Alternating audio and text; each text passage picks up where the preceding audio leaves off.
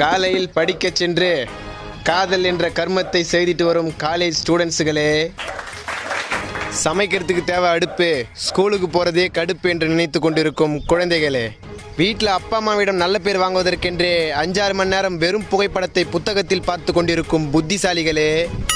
அருவார்ந்தா தீட்டுவான், எக்ஸாமில் நண்பன் காட்டுவான் என்ற மூட நம்பிக்கையில் வாழ்ந்து கொண்டிருக்கும் அதிபுத்திசாலிகளே, வெயிலுக்கு இருக்கு கிளாஸில் மோறு, நல்லா படித்தாதான் வீட்டில் சோறுன்னு பயந்து பயந்து படித்து கொண்டிருக்கும் பட்டியல் படிப்பாளிகளே, நம்மலாம் பச்சு இன்னத்தை கீக்கு போகிறோம், புக்கை தள்ளுற பெட்டு வரன்னு துண்டு தூங்கி கண்ணு ரெண்டும் வீங்கி கல்வி இல்லாமல் காலத்தை கழித்து கொண்டிருக்கும் மாணவ செல்விகளே, உடம்புல ரத்தம் சிகப்பா இருக்குது, படிக்கணும்னா மட்டும் கசப்பா இருக்குது, ஃபெயில் ஆயிட்டானா போயிடுமானோ, எக்ஸாம் அன்னைக்கு தான் ஆல் டிக்கெட்டை காணும், பச்சா உருப்படியா படிக்கணும், அப்பதான் ஒரு படியாவது மேலே போக முடியும். நீங்க கேட்கலாம், நான் ஏன்டா படிப்பு சம்பந்தமாகவே பேசினுக்கிறேன்னு. சனி முடிச்சது அது எனக்கு வந்தா நான் ஏன் இப்படி பேச போறேன்?